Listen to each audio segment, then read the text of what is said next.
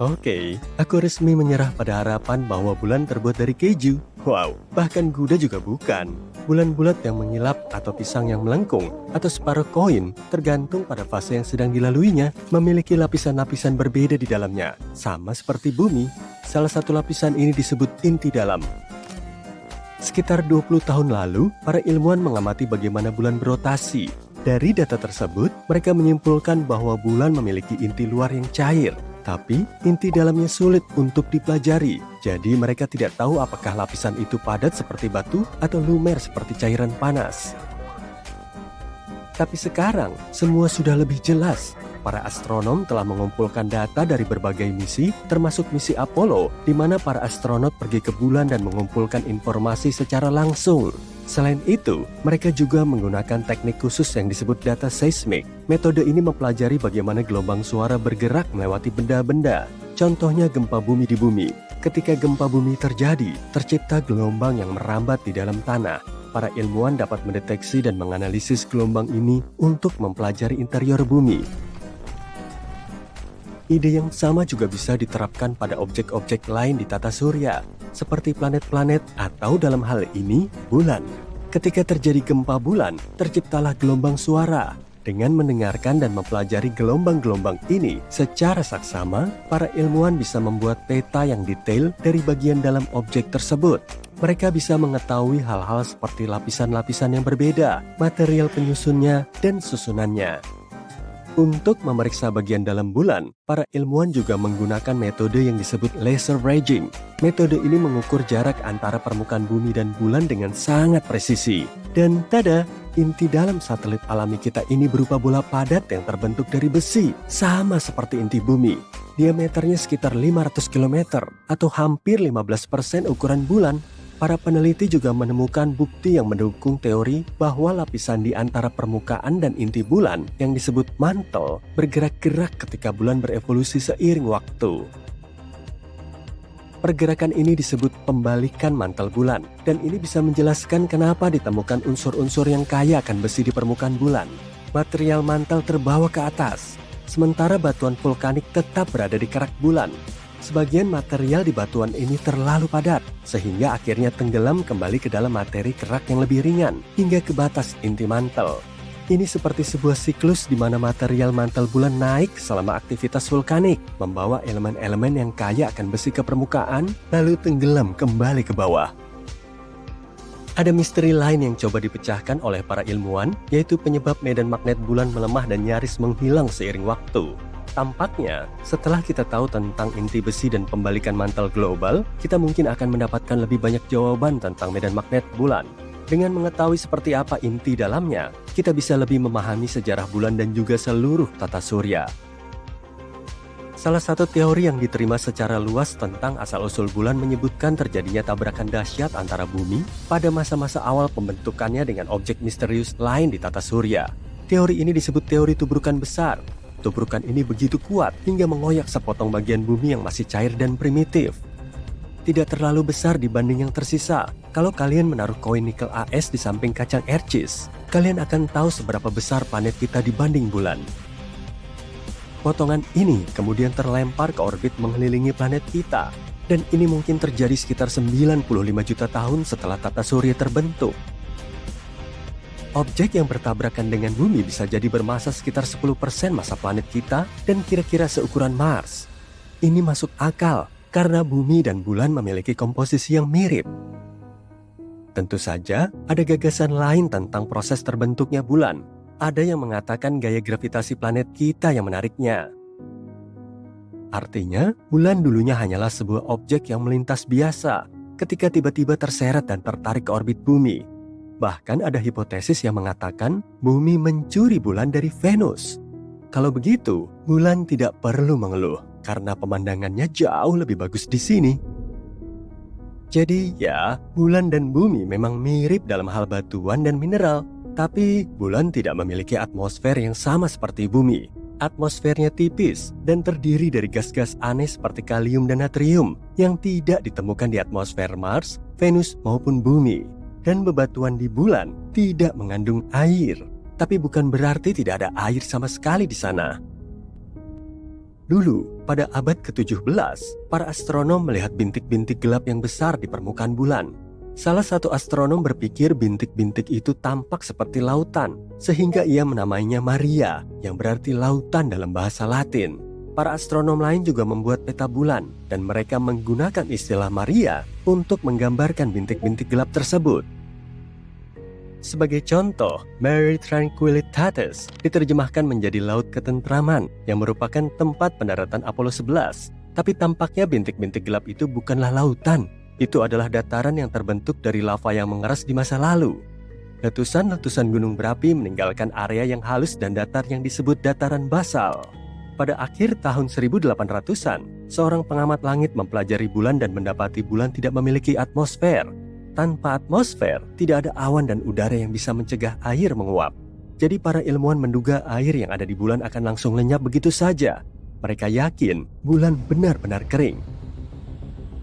Tapi pada tahun 1961, seorang fisikawan punya pendapat berbeda. Ia mengatakan mungkin saja ada air di bulan di area khusus yang disebut wilayah kegelapan abadi. Ini adalah area di bulan yang tidak disinari matahari, jadi selalu gelap sepanjang waktu. Karena itu, air dalam wujud es bisa saja ada di area gelap ini karena di sana sangat dingin dan es tidak akan menguap.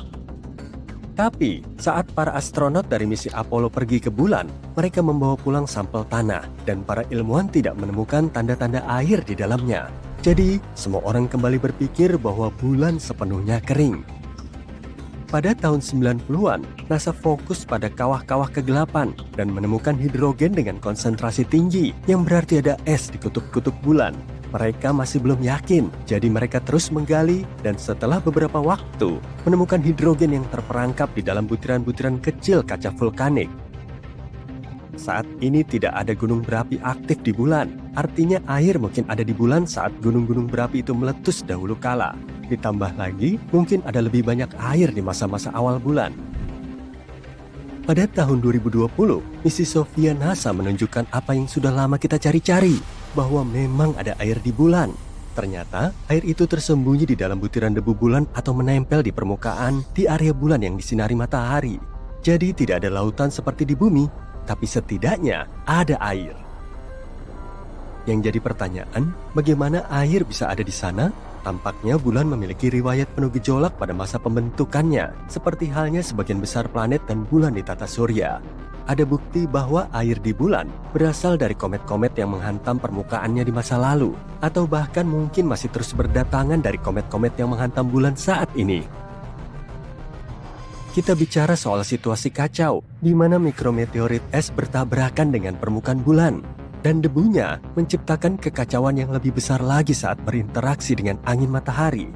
Tapi kita masih menunggu untuk mengetahui lebih lanjut tentang ini. Hal ini karena, seperti yang kita tahu, saat bicara tentang air, kita juga bicara tentang kehidupan. Itulah kenapa kita ingin tahu lebih banyak tentang misalnya semua es yang tersembunyi di kawah kutub di bulan. Mungkin es itu bisa mengajari kita lebih banyak tentang bagaimana kehidupan terbentuk di bumi. Mungkin komet yang membawa semua elemen yang dibutuhkan ke sini. Lalu, bagaimana kalau ada juga elemen-elemen itu yang terjebak dalam es di bulan?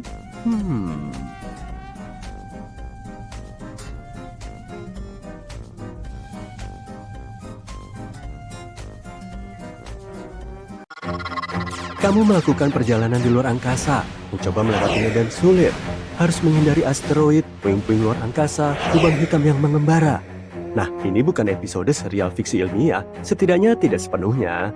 Untuk pertama kalinya, para astronom menemukan lubang hitam yang benar-benar sendirian, melayang di angkasa tanpa bintang atau planet di dekatnya. Lubang hitam ini berada 5.000 tahun cahaya dari kita, di galaksi Bima Sakti. Apakah kita perlu mencari pahlawan berkekuatan super untuk menyelamatkan bumi? Pertama-tama, lubang hitam adalah tempat di ruang angkasa di mana gravitasi menarik begitu kuat sehingga tidak ada apapun, bahkan cahaya yang bisa keluar dari area ini. Gravitasi di sana sangat kuat karena sejumlah besar materi terjepit di dalam ruang sangat kecil. Lubang hitam supermasif yang masanya ratusan ribu sampai miliaran kali massa matahari sering ditemukan di pusat galaksi. Sebagian besar lubang hitam itu diam atau bergerak dengan kecepatan yang sangat-sangat lambat. Tapi lubang hitam yang baru ditemukan ini jauh lebih aneh daripada lubang hitam yang pernah kita lihat. Pertama, lubang hitam ini berusaha menghindari ikatan. Ia kesepian, tanpa bintang pasangan atau galaksi induk. Yang lebih aneh lagi, lubang hitam ini melesat melintasi ruang angkasa dengan kecepatan 50 km per detik. Apa yang mungkin menjadi alasan perjalanan kosmik yang cepat ini? Mari kita simak skenario imajiner berikut. Suatu hari, bintang yang sangat masif meledak dalam supernova. Bintang itulah yang membentuk lubang hitam kita. Ledakan yang dihasilkan memberikan tendangan besar pada lubang hitam yang baru terbentuk dan mengirimkannya terbang melintasi galaksi, memulai perjalanannya yang luar biasa. Ini salah satu dari beberapa penjelasan yang kedengarannya cukup masuk akal. Kamu pasti berpikir, bagaimana jika lubang hitam pengembara ini mengunjungi tata surya kita? Apakah kita akan hancur?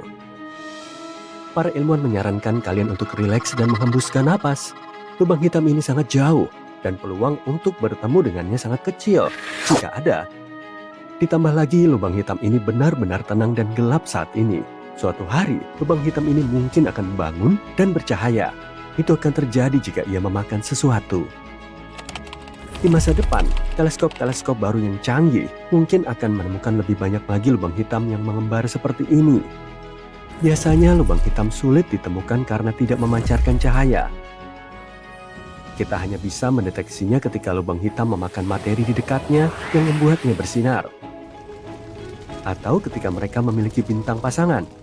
Dalam kasus ini, bintang tersebut bergerak dengan aneh, yang menandakan keberadaan lubang hitam. Tapi lubang hitam yang baru ditemukan ini benar-benar sendirian. Tidak ada cahaya, tidak ada bintang pasangan yang bergerak. Jadi bagaimana para ilmuwan menemukan pengembara kosmik? Mereka menggunakan sesuatu yang disebut lensa mikrogravitasi. Saat itulah gravitasi lubang hitam membelokkan dan memperbesar cahaya dari bintang yang berada di belakangnya. Seperti menggunakan kaca pembesar sesuai dengan namanya. Metode ini bisa mendeteksi lubang hitam meskipun tempat itu benar-benar gelap. Lubang hitam adalah sesuatu yang menarik dan beberapa di antaranya unik. Seperti lubang hitam terbesar yang pernah ditemukan. Hampir semua galaksi memiliki lubang hitam supermasif di pusatnya. Lubang hitam itu sangat besar, dengan massa jutaan hingga miliaran kali lebih besar daripada massa matahari. Salah satunya bernama TON 618. Lubang hitam yang sangat besar dan kuat ini merupakan bagian dari sesuatu yang disebut kuasar, yaitu titik super terang di ruang angkasa yang memancarkan energi yang luar biasa besar. TON 618 sangat jauh, sekitar 18,2 miliar tahun cahaya dari bumi, dan 40 miliar kali lebih berat daripada matahari.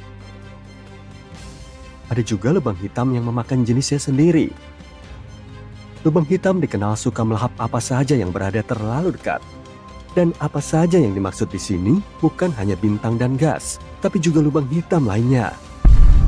Para ilmuwan menyaksikan sebuah lubang hitam yang sangat besar di pusat sebuah galaksi ditelan oleh lubang hitam yang lebih besar lagi di galaksi lain. Ini adalah pertama kalinya peristiwa semacam itu dideteksi. Penemuan ini dilakukan dengan menggunakan observatorium sinar X Chandra milik NASA. Salah satu lubang hitam memiliki massa sekitar 30 juta kali massa matahari, sedangkan lubang hitam lainnya memiliki massa 1 juta kali massa matahari. Ada juga lubang hitam yang menembakkan peluru.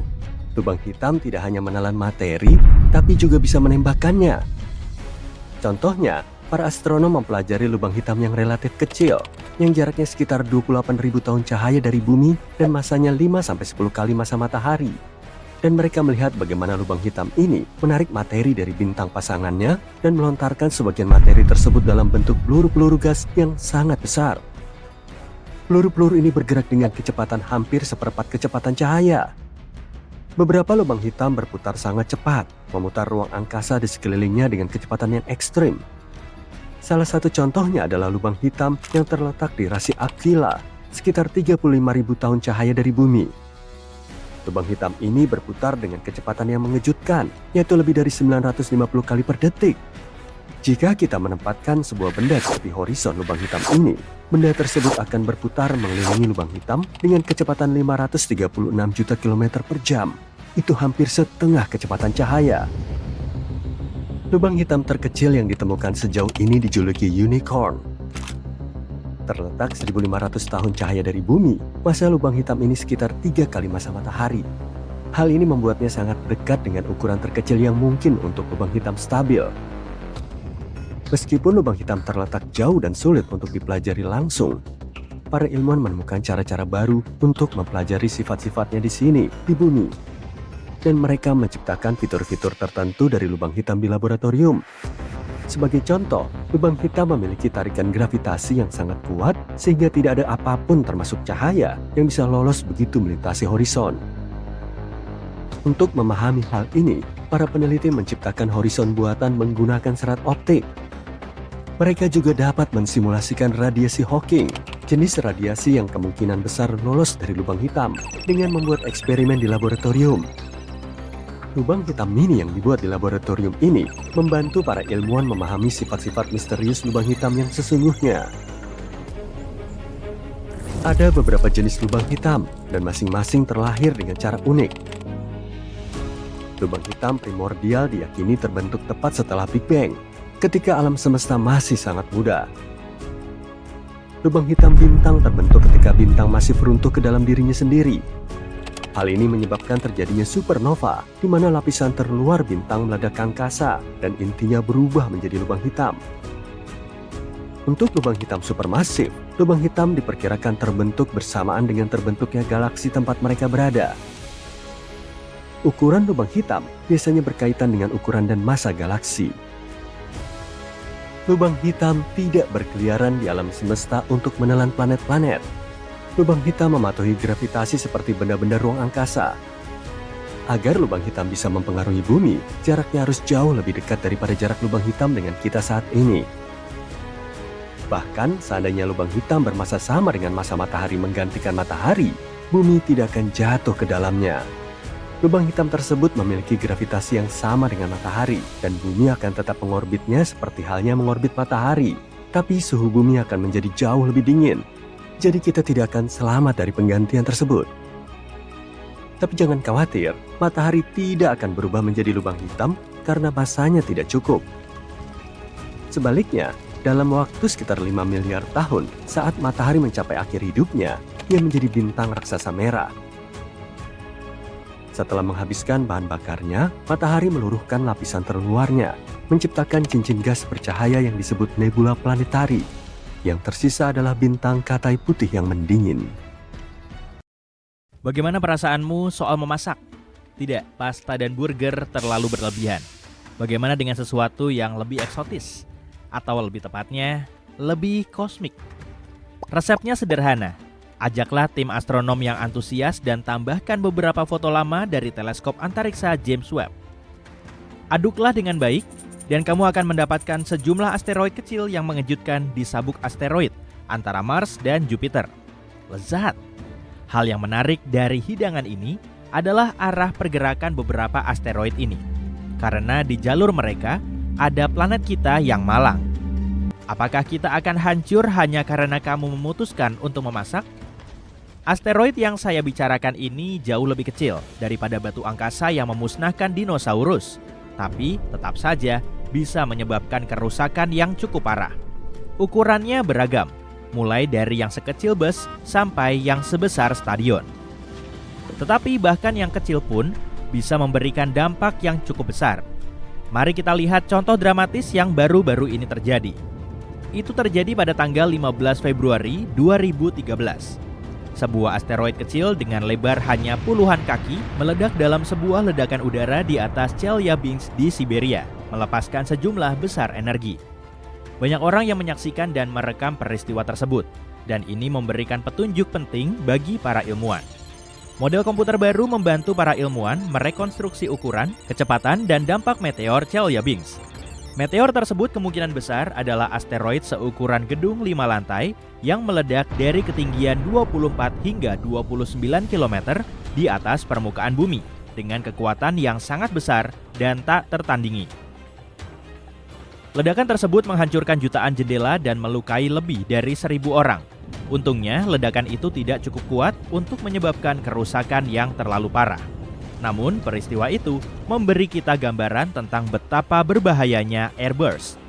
Airburst terjadi ketika sebuah objek meledak tinggi di atmosfer, tidak pernah menghantam tanah, tetapi melepaskan energi yang cukup untuk menghancurkan area tersebut. Tapi kembali ke asteroid kecil, yang paling berbahaya dari asteroid ini adalah mereka lebih sering menabrak bumi dibanding asteroid yang lebih besar, yaitu sekitar 10.000 kali lebih sering. Lebih buruk lagi, ukurannya yang kecil membuat asteroid-asteroid ini lebih sulit dideteksi sebelumnya, sehingga hanya ada sedikit waktu untuk bersiap-siap jika asteroid itu menuju bumi. Sekarang mari kita kembali ke masa lalu. Oh, dinosaurus, terlalu jauh ke masa lalu. Ini dia.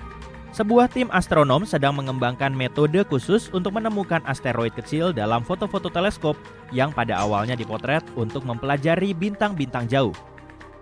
Dengan menggunakan metode ini, mereka mengamati ribuan citra JWST dari sistem bintang yang disebut TRAPPIST-1. Sistem ini terletak 40 tahun cahaya jauhnya dan merupakan salah satu sistem yang paling banyak dipelajari di luar tata surya. Ketika menganalisis foto-foto tersebut, mereka menemukan 138 asteroid baru di sabuk asteroid utama, ditambah 8 asteroid yang sudah mereka ketahui sebelumnya. Dan coba tebak, di antara asteroid-asteroid yang baru ditemukan itu, ada 6 yang tampaknya telah terdorong ke jalur yang bisa membawanya lebih dekat ke bumi. Siapa yang melakukannya? Mungkin planet-planet di dekatnya. Apakah mereka menyimpan dendam pada bumi? Yang menarik, para ilmuwan mengira mereka hanya akan menemukan beberapa asteroid baru. Tapi ternyata jumlahnya jauh lebih banyak dari yang mereka perkirakan. Tapi tidak heran, saat ini mereka sedang menjelajahi bagian ruang angkasa yang tidak banyak diketahui sebelumnya. Sekarang, mari kita bahas tentang pahlawan hari ini. Teleskop antariksa James Webb. Teleskop ini sangat baik dalam menemukan asteroid kecil karena dapat mendeteksi panasnya. Asteroid-asteroid ini memancarkan radiasi inframerah yang jauh lebih mudah dilihat daripada cahaya matahari redup yang memantul dari permukaannya. Teknologi ini memungkinkan para ilmuwan menemukan asteroid terkecil yang pernah dilihat di sabuk asteroid utama. Asteroid yang mereka temukan merupakan potongan-potongan yang tersisa dari tabrakan antar batuan angkasa yang lebih besar.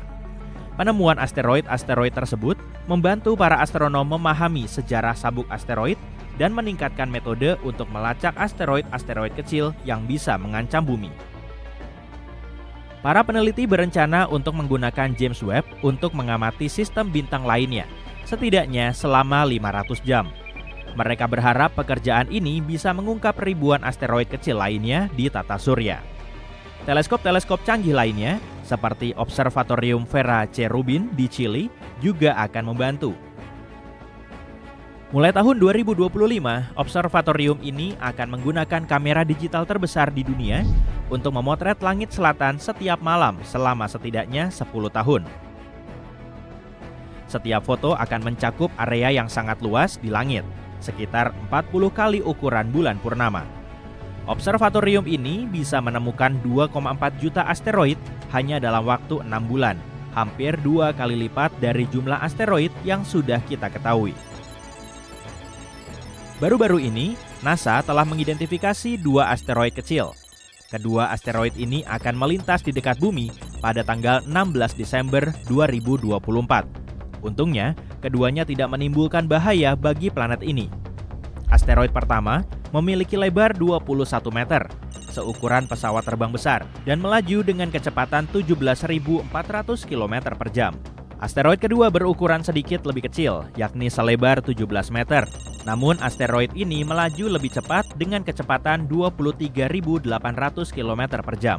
Tapi hey, meskipun kali ini bahaya telah berlalu, siapa yang tahu apa yang akan terjadi di masa depan?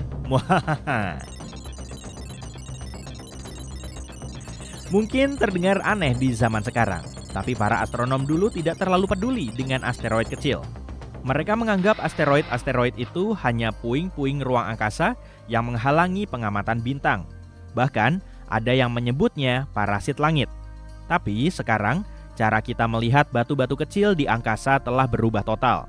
Sampai saat ini, kita hanya bisa melihat asteroid yang sangat besar yang lebarnya lebih dari 1,6 km. Yang lebih kecil hanya berbaur dengan gangguan latar belakang pada foto teleskop.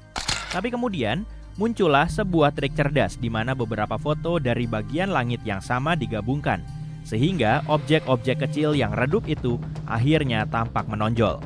Data dari teleskop tertentu bersama dengan teleskop antariksa James Webb membantu kita meningkatkan pertahanan planet. Tapi ada yang lebih dari sekedar melindungi planet kita. Mempelajari asteroid-asteroid kecil ini juga mengajarkan kita tentang bagaimana tata surya berevolusi. Jumlahnya sangat banyak karena asteroid-asteroid ini merupakan pecahan-pecahan dari tabrakan antar batuan angkasa yang lebih besar. Seorang peneliti mengatakan bahwa hal ini seperti melihat data lama dengan cara yang baru. Asteroid-asteroid kecil ini yang biasanya dianggap sebagai sampah antariksa sangat penting untuk memahami tata surya kita dan bahkan mempersiapkan diri untuk menghadapi apapun di masa depan. Di antara ratusan juta batuan yang mengorbit matahari di sabuk asteroid antara Mars dan Jupiter, ada yang sangat mengkhawatirkan. Batu-batu tersebut berada cukup dekat dengan bumi sehingga cukup mengkhawatirkan. NASA mengklasifikasikan asteroid yang mengorbit dalam jarak 48,28 juta kilometer dari planet kita sebagai objek dekat bumi, dan itu bisa menjadi ancaman serius jika bertabrakan dengan planet kita. Saat ini NASA sedang memantau dengan seksama asteroid bernama Bennu. Ini adalah batu angkasa yang cukup besar, berukuran sekitar 490 meter. Asteroid ini berpotensi menabrak bumi dalam 159 tahun lagi. Pertama kali, para astronom melihatnya pada tahun 1999. Saat ini, para ahli meyakini bahwa ada kemungkinan kecil Bennu akan masuk ke orbit bumi dan bertabrakan dengan planet kita pada tanggal 24 September 2182. Apakah itu buruk? Sebagai gambaran, Bennu lebih tinggi dari Empire State Building. Jika menabrak bumi, Bennu akan melepaskan 1.200 megaton energi. Jumlah yang sangat besar sehingga tidak ada satupun benda di bumi yang bisa menghasilkannya. Para ilmuwan NASA secara khusus mengkhawatirkan kemungkinan kecil bahwa Bennu bisa melewati lubang kecil gravitasi saat melintas di abad ke-22. Lubang kunci ini adalah sebuah wilayah di ruang angkasa yang bisa mengarahkan asteroid ke jalur yang membawanya langsung ke bumi. Bennu melihat bumi setiap 6 tahun sekali dan sudah 3 kali berpapasan dekat dengan kita, pada tahun 1999, 2005, dan 2011. Saat ini, para ilmuwan memperkirakan peluang Bennu untuk menabrak bumi pada tahun 2182 adalah sekitar 1:2700. Lebih dari 5 kali lebih besar daripada peluang tersambar petir. Meskipun kemungkinan tabrakan Bennu dengan bumi saat ini sangat kecil, batu angkasa ini masih diklasifikasikan sebagai asteroid yang berpotensi berbahaya karena mungkin saja ia akan datang dalam jarak 7,48 juta kilometer ke bumi. Asteroid ini adalah batu angkasa lain yang perlu kita perhatikan. Asteroid ini merupakan objek dekat bumi yang berukuran sekitar 335 meter dan ditemukan pada tahun 2004. Awalnya, asteroid ini dianggap sebagai salah satu asteroid paling berbahaya yang pernah dideteksi. Apophis dengan cepat menarik perhatian karena para ahli meyakini bahwa ia dapat menjadi ancaman serius bagi bumi karena jaraknya yang dekat dengan planet kita pada tahun 2029. Namun, setelah mempelajari orbitnya lebih lanjut, para astronom menetapkan bahwa tidak ada risiko tabrakan setidaknya selama 1 abad. Nah, kita semua bisa bernapas lega sekarang, bukan? Para astronom baru saja mengumumkan kalau mereka telah menemukan tanda-tanda kehidupan di sebuah planet di luar tata surya. Planet yang jauh itu dinamai K218b dan terletak sekitar 124 tahun cahaya di rasi Leo. Jadi kehidupan apa yang kita bicarakan? Makhluk hijau kecil? Makhluk bertentakel seperti gurita? Tidak persis seperti itu. Pertama-tama, yuk kita definisikan apa itu kehidupan. Inilah yang membedakan hewan dan tumbuhan dari materi anorganik seperti kemampuan untuk tumbuh, berkembang biak, dan berubah. Nah, apa yang dibutuhkan untuk mendukung kehidupan? Jika yang terlintas di benakmu adalah air, tepat sekali. Para ilmuwan menduga K218b mungkin diselimuti lautan. Dan jika benar begitu, planet ini bisa mendukung kehidupan kecil seperti mikroba. Tim peneliti dari Inggris dan Amerika Serikat menggunakan teleskop antariksa James Webb untuk mengamati atmosfer planet ini. Mereka menemukan jejak 2 senyawa kimia yang sangat istimewa. Di bumi hanya makhluk hidup yang bisa menghasilkannya, dan makhluk hidup yang kumaksud adalah tanaman laut kecil yang disebut fitoplankton. Jadi pada dasarnya, planet ini mungkin saja rumah bagi kehidupan dalam bentuk alga. Tentu saja para ilmuwan masih membutuhkan lebih banyak bukti sebelum terlalu bersemangat. Kita harus ingat bahwa ada kemungkinan senyawa kimia itu dihasilkan oleh sesuatu yang belum kita pahami, belum tentu oleh makhluk hidup. Tapi tetap saja, K2-18b adalah planet yang besar, beratnya lebih dari 8 kali lipat bumi, dan ukurannya sekitar 2,5 kali lebih besar. Yang membuatnya lebih menarik lagi adalah letaknya di zona Goldilocks mengelilingi bintangnya. Artinya suhu di sana tidak terlalu panas dan tidak terlalu dingin, pas untuk keberadaan air dalam wujud cair yang sangat penting bagi kehidupan. Seperti yang kita tahu,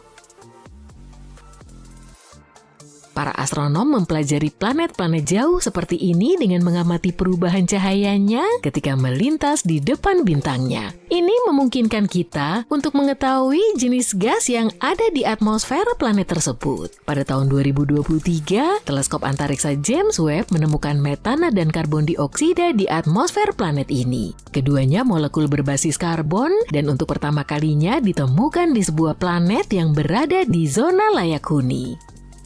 Para ilmuwan juga melihat sinyal lemah dari senyawa kimia yang disebut DMS yang sebagian besar dihasilkan oleh kehidupan laut kecil di bumi. Maka para peneliti mengarahkan teleskop ke planet tersebut setahun kemudian dengan menggunakan alat berbeda yang bisa menangkap lebih banyak detil cahaya.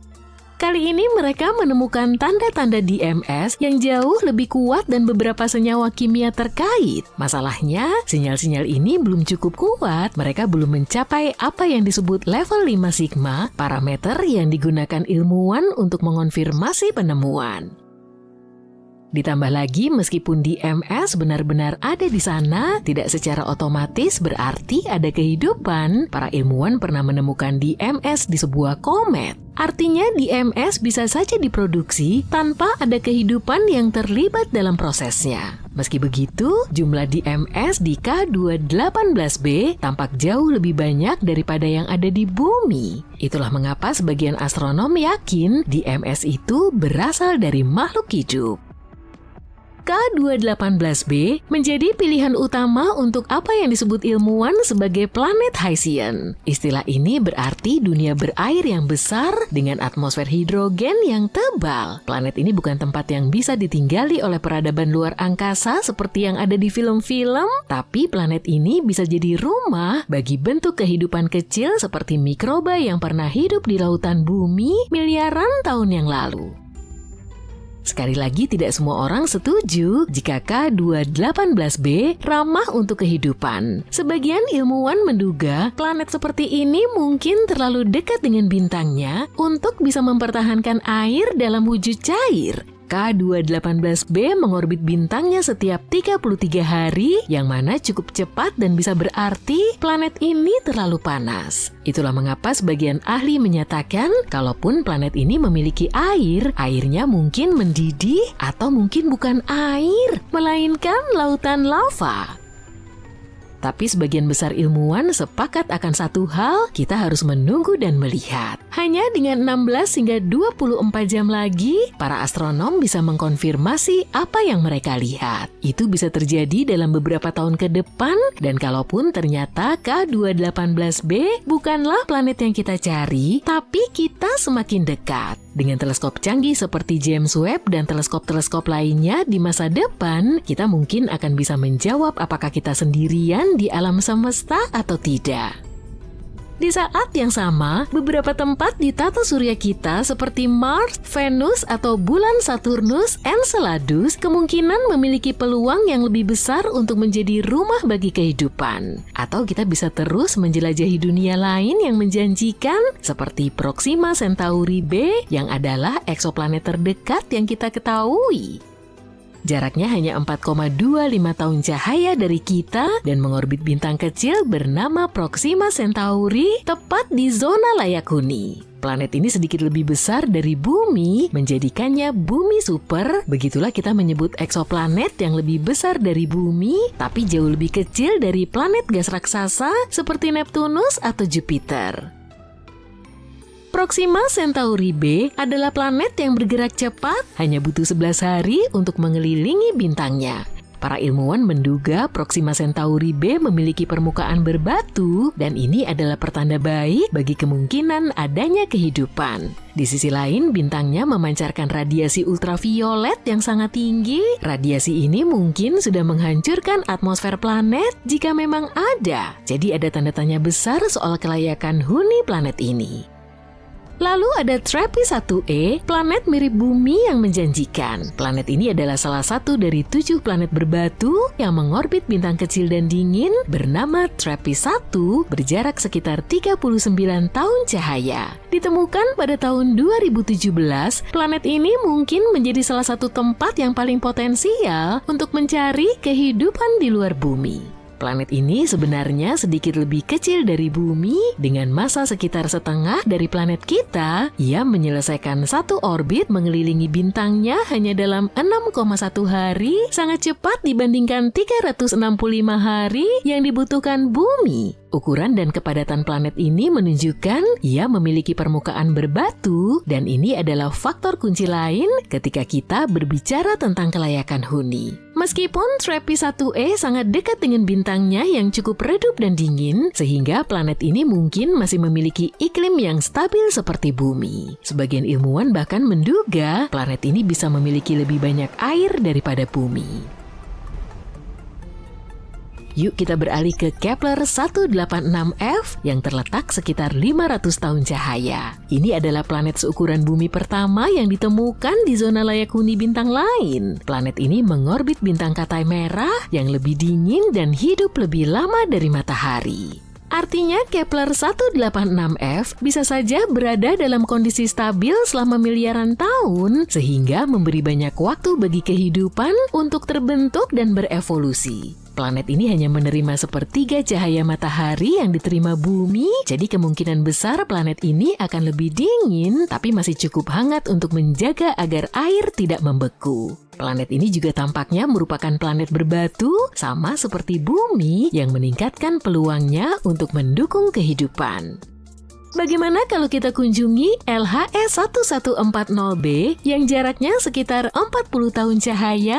Massa planet ini sekitar 5,6 kali massa bumi. Para ilmuwan menduga planet ini berbatu dan kemungkinan memiliki atmosfer tebal yang sangat penting karena atmosfer bisa menangkap panas, menjaga temperatur tetap stabil, dan melindungi air agar tidak terlepas ke angkasa. Planet ini mengorbit bintang Katai merah yang tenang. Planet ini tidak terus-menerus dihujani suar yang berbahaya seperti planet lain. Beberapa penelitian bahkan menduga LHS 1140b mungkin adalah planet lautan yang memiliki banyak air. Jadi planet ini merupakan salah satu planet menarik yang ditemukan di lingkungan kita.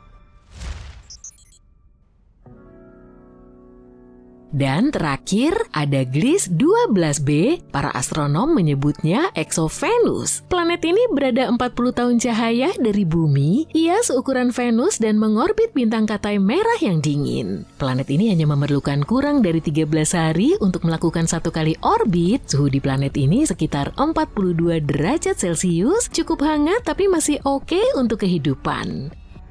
Yang membuat Gliese 12b sangat menarik adalah ia bisa membantu kita memahami bagaimana planet-planet seukuran bumi di sekeliling bintang-bintang dingin mempertahankan atmosfernya. Ini penting karena atmosfer krusial untuk keberadaan air berwujud cair dan melindungi kehidupan dari radiasi berbahaya. Menurut sebagian peneliti, Gliese 12b merupakan salah satu peluang terbaik yang kita miliki untuk mengetahui apakah planet seperti ini tetap layak huni. Saat ini ada 4 planet kecil mirip bumi yang sedang mengitari salah satu sistem bintang terdekat dengan kita. Kita bicara yang terdekat kedua.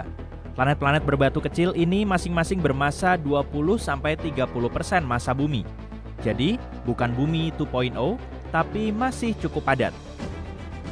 Akankah salah satu dari mereka menjadi rumah baru kita suatu hari nanti? Ya, bisa jadi manusia di masa depan mungkin akan mengunjunginya suatu hari nanti.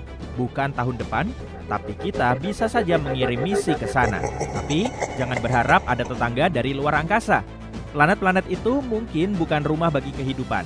Setidaknya tidak ada kehidupan yang bisa kita kenali. Mari kita lihat planet tersebut. Planet-planet itu dinamai Barnard B, C, D, dan E. Kreatif sekali ya. Planet paling dalam memiliki massa 26% massa bumi. Yang kedua sedikit lebih besar, massanya 30% massa bumi. Yang ketiga memiliki massa 4% lebih besar dari sebelumnya. Dan terluar, bukan yang terbesar, planet ini masih bayi dengan massa 19% massa bumi. Semua planet itu kemungkinan besar berbatu, seperti planet tata surya kita. Planet-planet ini mengitari bintangnya sangat dekat, karena itu mereka hanya butuh beberapa hari, kurang dari seminggu, untuk mengelilingi bintangnya satu kali putaran penuh. Bagaimana dengan bintang yang dikelilingi planet-planet ini? Bintang itu bernama bintang Barnard. Para astronom menduga setidaknya ada satu planet yang mengorbit bintang ini. Pertama, bintang ini sangat dekat dalam ukuran kosmik tentu saja. Hanya trio Alpha Centauri yang lebih dekat dengan kita. Bintang Barnard hanya berjarak kurang dari 6 tahun cahaya, yang pada dasarnya berada di sebelah kita. Tapi bintang ini tidak seperti matahari. Bintang Barnard merupakan bintang katai merah, jenis bintang paling umum ditemukan. Massa bintang ini hanya 1/6 massa matahari. Tapi katai merah merupakan tambang emas untuk mempelajari planet-planet di luar tata surya. Dengan mempelajari bintang Barnard, para ilmuwan bisa mengetahui seperti apa planet-planet di sekeliling bintang tunggal, seperti matahari atau bintang katai merah ini, dan lingkungan seperti apa yang mungkin dimiliki planet katai merah. Dan yang paling penting, kita bisa menemukan jawaban untuk pertanyaan, mungkinkah salah satu dari tempat-tempat ini mendukung kehidupan? Selama ini para ilmuwan menduga ada planet gas raksasa mirip Jupiter yang berada di dekat bintang Barnard. Semua itu karena bintang tersebut mengalami sedikit goyangan. Bintang itu tampak bergeser mendekati dan menjauhi bumi dari waktu ke waktu. Jadi ada sesuatu yang menariknya, tapi bukan planet raksasa yang menariknya. Menurut penelitian Maret 2025, ada 4 planet batuan yang lebih kecil. Masing-masing bermassa 4 kali massa Merkurius. Suatu hari mereka berkumpul dan menarik-narik bintang bersama-sama. Planet-planet ini berada sangat dekat dengan bintangnya. Sedemikian dekatnya sehingga mereka bisa mengitari bintang hanya dalam beberapa hari. Sayangnya, karena itu, planet-planet tersebut terlalu panas untuk bisa mendukung kehidupan. Selain itu, karena keempat planet ini tampaknya bisa menjelaskan pergerakan bintang, para peneliti menduga tidak ada benda lain yang mengorbit di zona Lake Huni. Jadi, tidak ada bumi 2.0 yang mengorbit di sekeliling bintang Barnard. Ini merupakan penemuan mengagumkan, terutama karena bintang ini pada dasarnya adalah tetangga kosmik kita. Ditambah lagi, sistem ini mungkin kelak bisa dijangkau dengan mesin fusi nuklir atau layar ringan, sistem propulsi futuristik yang bisa membuat perjalanan jauh lebih cepat. Kita mungkin bisa pergi ke sana suatu hari nanti. Dan kita akhirnya akan mengetahui apakah dunia-dunia ini benar-benar tak berpenghuni dan bahkan mungkin bisa menjajahnya. Mari kita lihat cara para ilmuwan menemukan planet-planet tersembunyi di bintang. Biasanya para astronom menemukan eksoplanet ketika mereka melihat eksoplanet melintas di depan bintang dan menghalangi cahaya. Tapi bintang Barnard cukup rumit karena dalam pandangan kita seperti melihat dari atas sistem. Jadi planet-planetnya tidak menghalangi cahaya seperti biasanya. Karena itulah mereka menyebutnya paus putih besar pemburu planet. Untuk menyiasatinya, para peneliti menggunakan instrumen super sensitif bernama Maroon X yang dipasang pada teleskop Gemini North di gunung berapi Mauna Kea, Hawaii. Selama 112 malam yang tersebar dalam 3 tahun, teleskop ini menangkap perubahan kecil dalam pergerakan bintang. Pergeseran ini memungkinkan para ilmuwan untuk mengetahui berapa banyak planet yang menarik bintang dan juga memperkirakan ukurannya. Awalnya, mereka menemukan 3 planet. Tapi kemudian mereka menggunakan alat lain yang dinamai espresso dan terletak di teleskop sangat besar di Chili. Dan setelah menggunakan espresso ini, mereka menemukan planet keempat. Dengan menggabungkan data dari kedua instrumen tersebut, mereka bisa mengatakan dengan lebih percaya diri bahwa temuan mereka itu solid, bukan hanya gangguan acak pada data.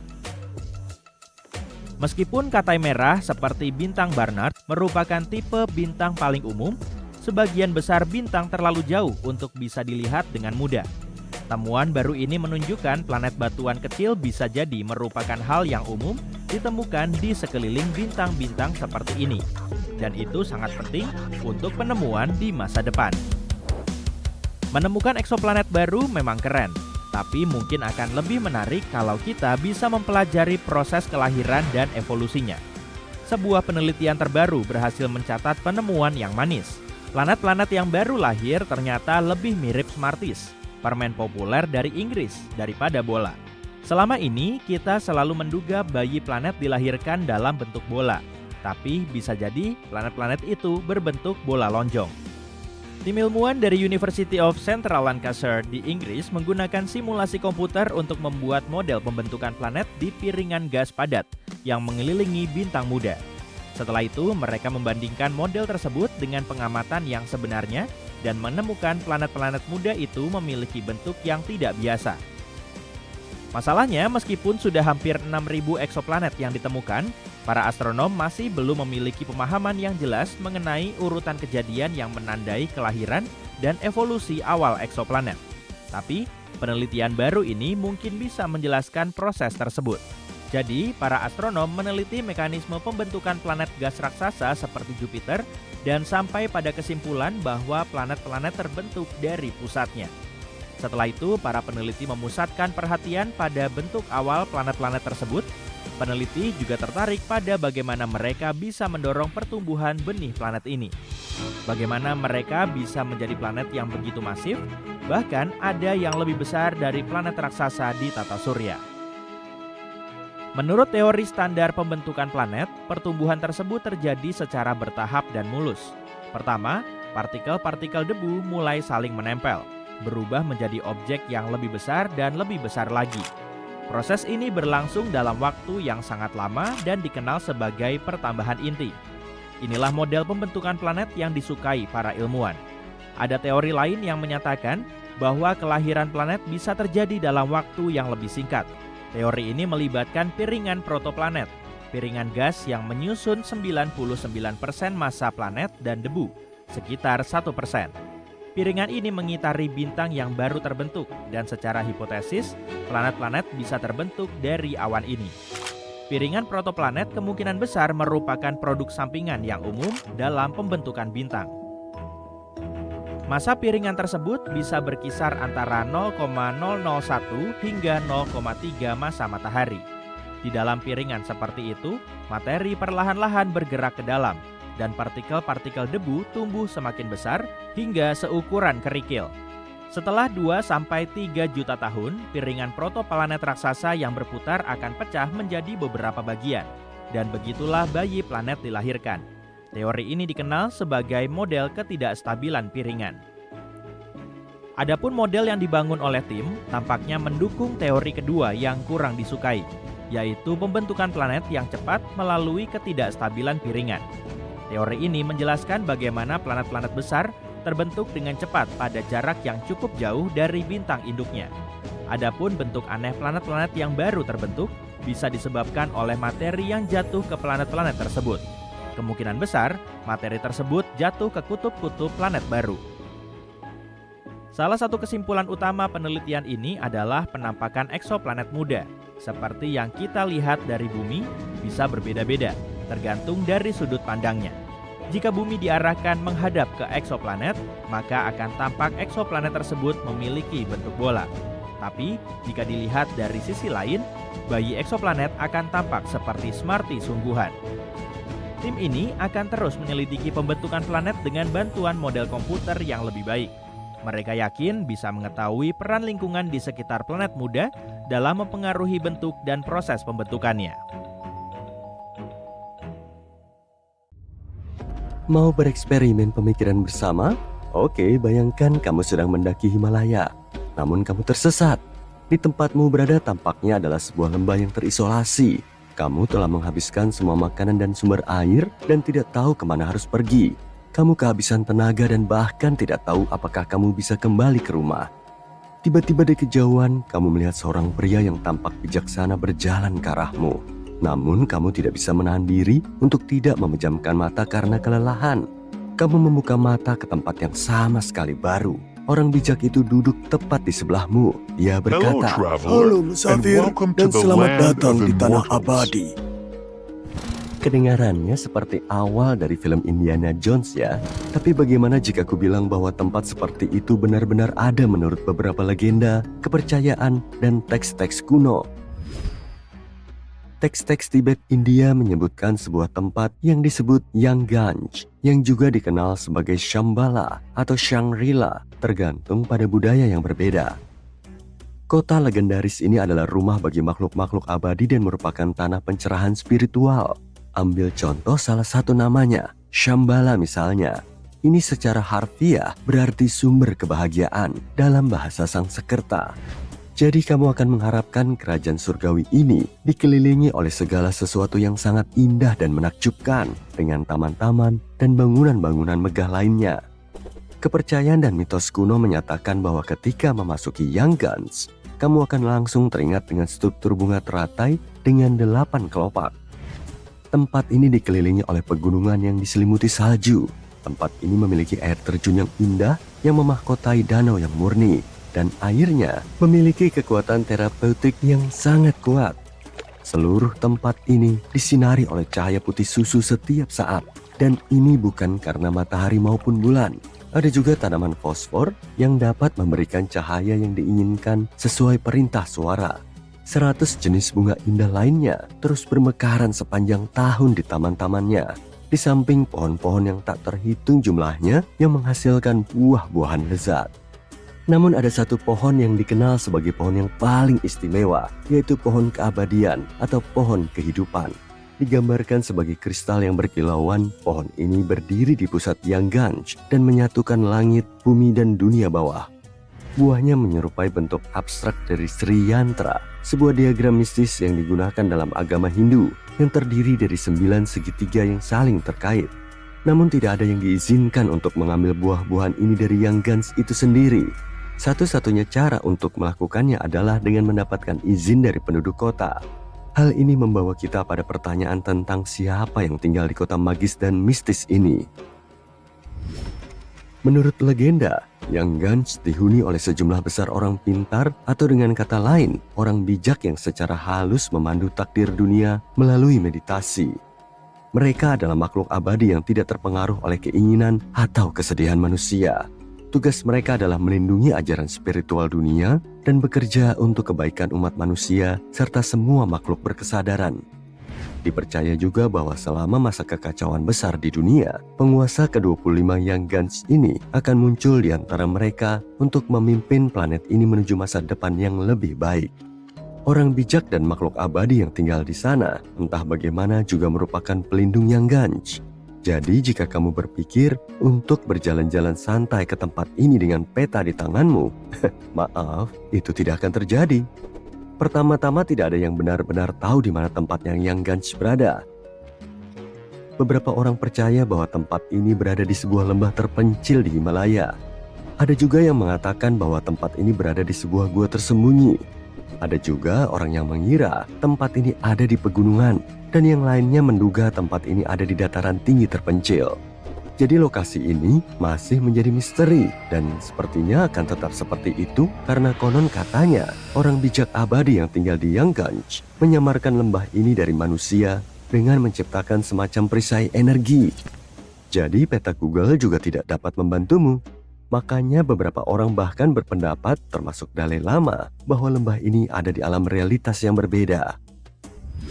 Dalam beberapa teks kuno sebenarnya ada beberapa petunjuk tentang cara mengakses Yangganj. Namun petunjuk tersebut dikatakan tidak dapat dimengerti, seperti yang terkadang aku alami. Tapi mari kita berpura-pura sejenak bahwa kamu berhasil memecahkan petunjuk tersebut dan makhluk-makhluk abadi yang tinggal di sana bersedia mengizinkanmu masuk. Sayangnya, kamu masih belum bisa memasuki kota kosmik ini. Dan inilah alasannya. Diyakini bahwa hanya para guru atau orang bijak yang tercerahkan yang memiliki hubungan karma dengan kota ini yang dapat mencapainya. Jadi apa yang dilakukan oleh makhluk-makhluk abadi di tempat yang ajaib ini? Ingat, mereka punya kekuasaan. Teks-teks kuno menyatakan bahwa Gyeongganj memiliki sebuah pusat dan 16 area yang semuanya dimaksudkan untuk mempelajari 16 ilmu yang berbeda. Ini termasuk ilmu matahari, ilmu planet universal, ilmu yang berhubungan dengan waktu, ilmu udara, ilmu yang berhubungan dengan matahari dan bulan, ilmu yang berhubungan dengan ruang angkasa, ilmu yang berhubungan dengan gaya gravitasi, dan sebagainya. Kesamaan dari semua ilmu tersebut adalah untuk dapat mempelajarinya, kamu harus terlebih dahulu memiliki pemahaman yang tinggi tentang energi. Tingkat ilmu yang dipelajari sangat tinggi, dan ajaran-ajaran ini masih belum diketahui bahkan di zaman modern ini. Setiap sistem keilmuan memiliki departemen yang berbeda, dan semua departemen ini punya guru masing-masing.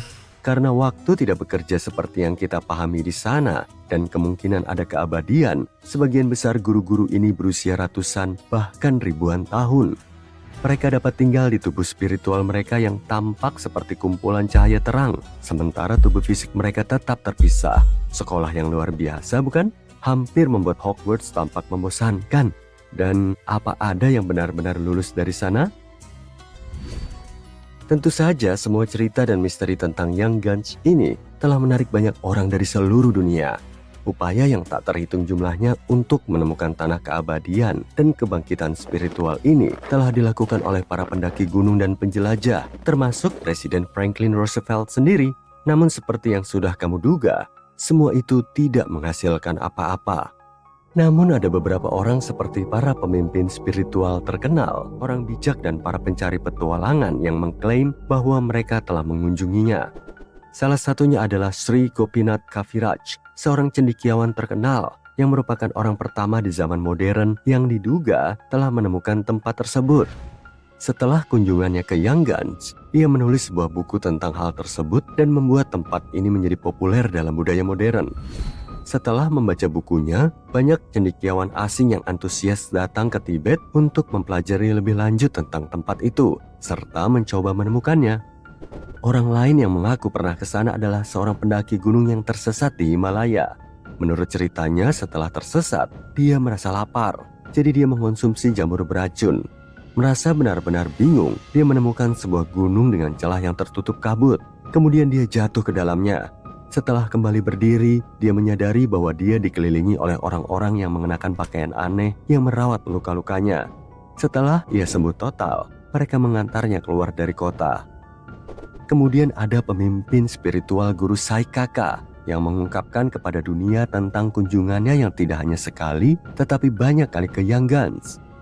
Sesuai penuturannya, dia mengaku pergi ke sana untuk mencari ajaran-ajaran spiritual dan abadi. Dia menyatakan bahwa seorang bijak mengantarnya ke kota tersebut setiap kali ia mengunjungi tempat tersebut. Dalam ceritanya, dia juga menunjukkan bahwa kerajaan itu ada di dimensi yang lebih tinggi. Salah satu pengunjung lain yang disebut-sebut sebagai pengunjung Gyeongganj adalah L.P. Farrell, seorang perwira Inggris yang mengaku telah merasakan tempat mistis ini pada tahun 1942. Bahkan jika semua cerita dan deskripsi tentang Gyeongganj ini mampu memberi kita gambaran yang jelas, masih sulit bagi banyak orang untuk tetap berpikiran terbuka tentang keberadaannya. Namun sekali lagi, tidak sulit untuk mengakui bahwa gagasan tentang tempat di mana kemungkinan ada keabadian dan makhluk yang benar-benar bermoral bekerja untuk melindungi umat manusia sangatlah menghibur, mengagumkan, dan mempesona.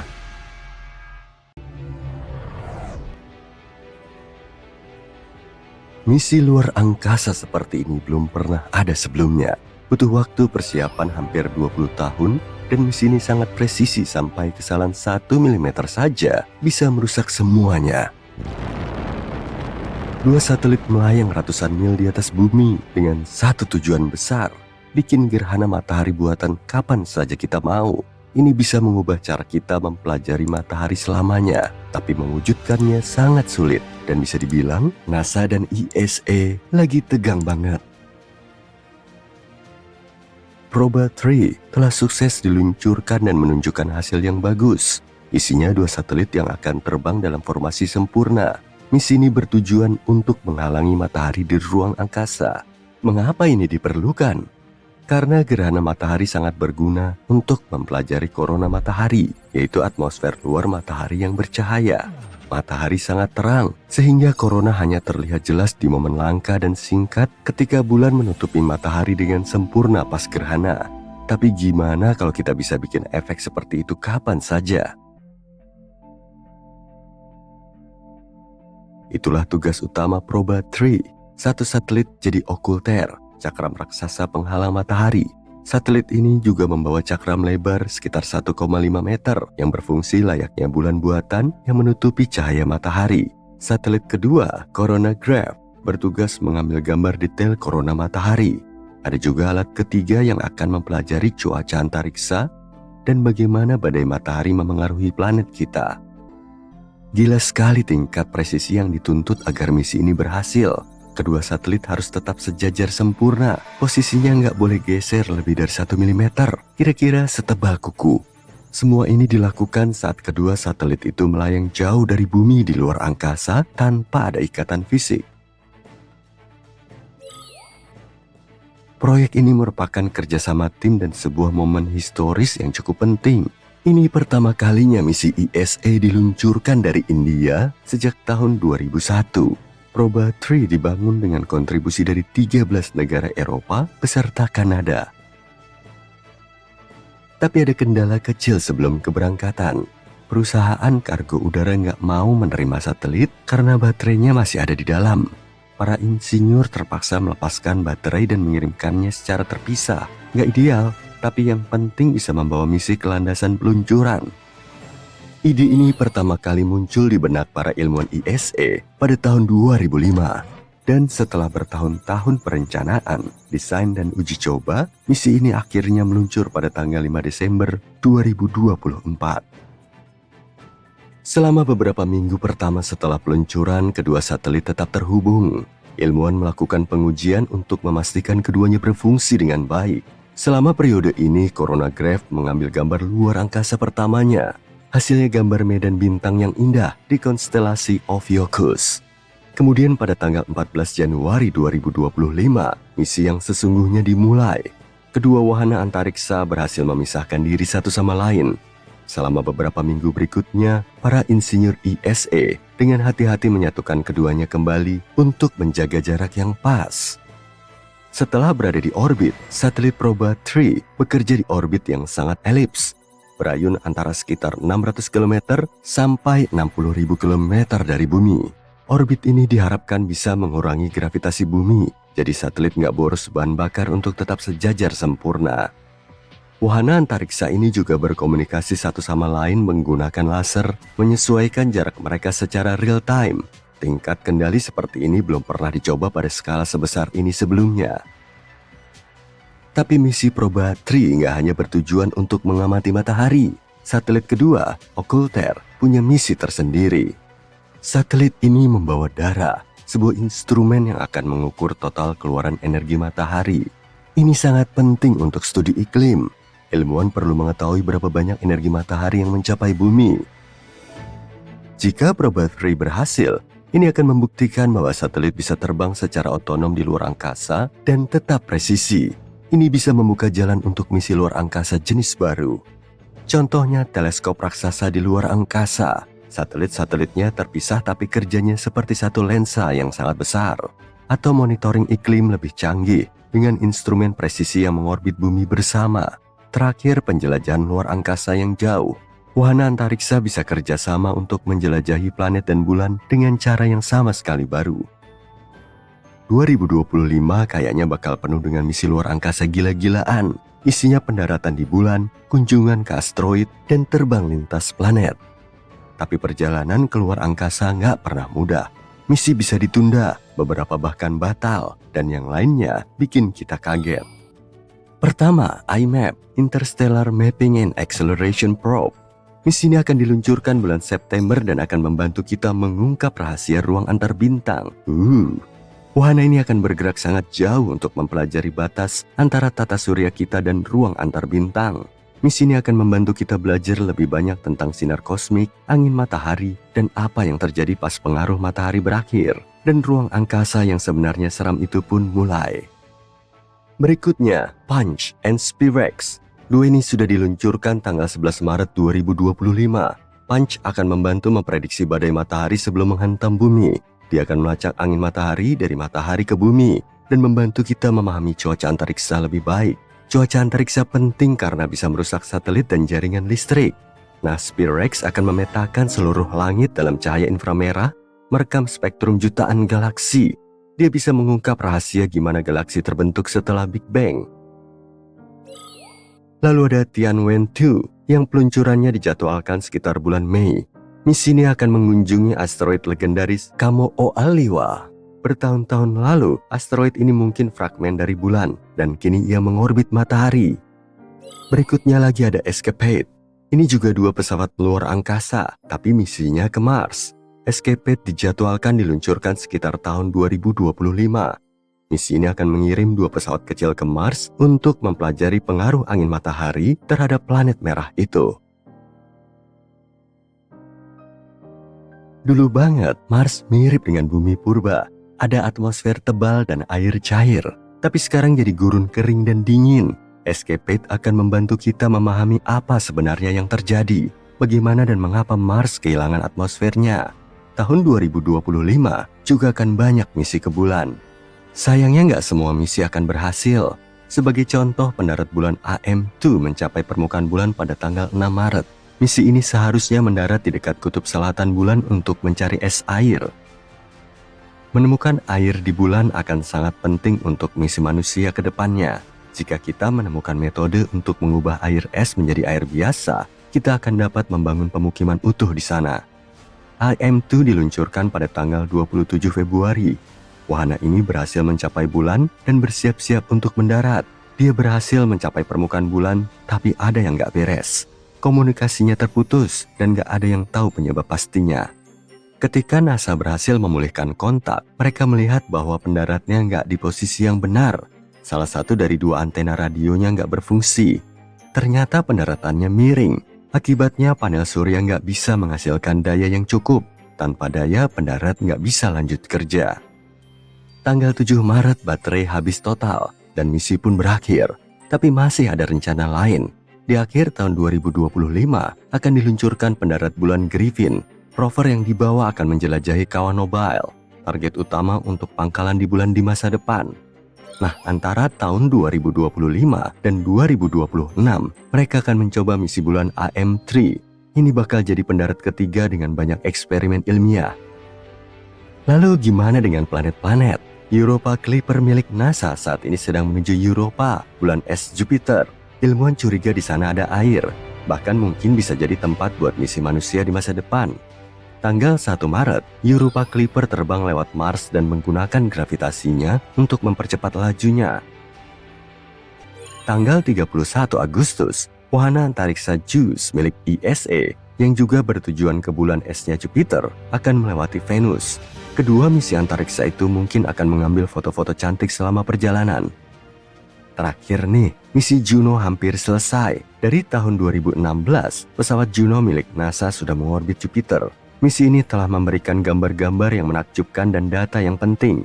Sekarang waktunya hampir habis. Kalau semuanya lancar, Juno bakal lanjut sampai September sebelum ditabrakkan secara sengaja ke Jupiter untuk menghindari kontaminasi bulan-bulannya. Semua misi ini mendorong batas-batas pengetahuan manusia, dan ini baru permulaan.